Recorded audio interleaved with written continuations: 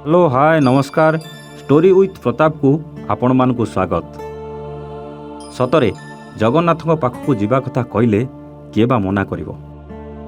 40 वर्ष पूर्वे गोटे गाँव में जड़े लोक थिले जे केबे पुरी जाई नथिले कि जगा को भी केबे दर्शन कर नथिले। केवल पुरी नुहे से पाखापाखि गाँ को छाड़ीदेले दूर को केबे भी जाई नथिले। तांको घर पाखरु जड़े पुरी जावाकू बाहरले। तांकोटू पुरी जावा कथा शुणी काठिया मौसा कहले, अरे बापा रोहित, मते टिके तो सहित पुरी नहीं जातु नहीं। मु केबे पुरी जाइनी, तो सहित जाई टिके जगा को दर्शन करी आसंती। मोर बहुत इच्छा होची। ए कथा शुणी रोहित कहला, हो मौसा, सोमवार दिन सकाळु बाहरी रेडी थिबो, आउ टंका पैसा भी किछि धरिथिबो। अनौ अनौ सोमवार हो गला। आउ काठिया मौसार जगा दर्शन इच्छाटा बढ़ी बढ़ी चलीथिला। सकाळु सकाळु रेडी हेई गोटे ब्याग धरी बाहरिला रोहित पाखक। किछि कपड़ा आउ काम करी संचिथिबा किछि पैसा नहीं रोहित सहित स्टेशन में पहुंचला। रोहित सहित आहुरी थिले 5 जण। ट्रेन ने भुवनेश्वर आ भुवनेश्वर सीधा पुरी। पुरी पहुंची गोटे धर्मशाला समस्ते रहिले। टिके लुगापटा पाल्टी देई मंदिर बाहरी गले जगन्नाथ को समस्ते दर्शन करने।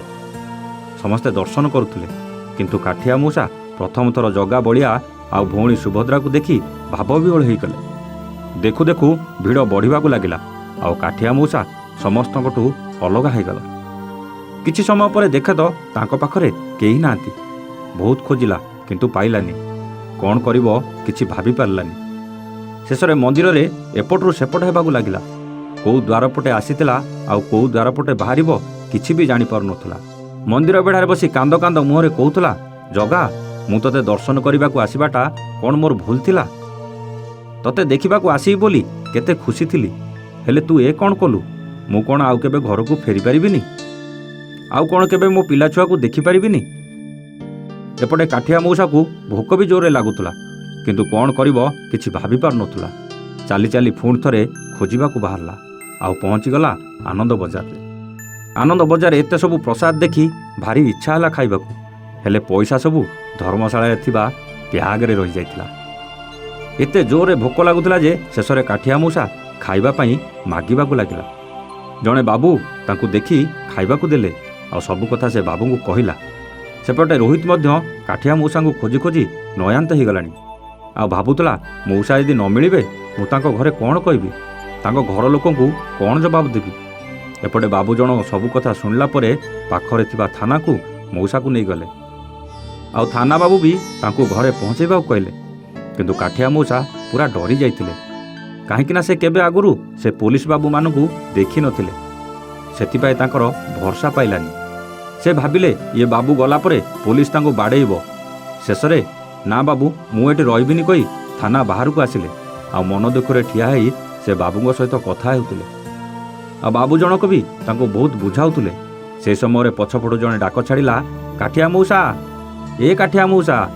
एमिति डाक शुणी चमक उठिले मौसा आउ कहले, अरे ये तो रोहितर स्वर। पछक बुली देखिले तो रोहित। संगे संगे रोहित को देखी कांदी पकाइले। आ मौसार हाथ धरी रूम को नहीं गले। परे जेते दिन पुरी रे सेमान रहिले मौसा हाथ केबे छाड़ी नांती। घर को गला बेले जगा को धन्यवाद देले। आउ केबे डोरी लागिबो कि नाही जानिनी किंतु भाबी नथिली आउ घर को फेरिब बोली। संध्यारे जाई घरे पहुँचिले मौसा। हेले से घटना आज पर्यंत काहाकू जणा नाही, केवल मते कहिथिले। कहीं ना मु तांकू मो सहित आउ थरे पुरी नहीं कि जाउथला बेले रास्ता रे कहूतले ए कहानी। आउ कहले, जगार लीला अपार, से भक्तों परीक्षा एमिति ही निए। हाँ मु किंतु मौसा हाथ जमा छाड़ीनी, कहीं ना आगरू टिके हुशियार हो जाइथिल ना।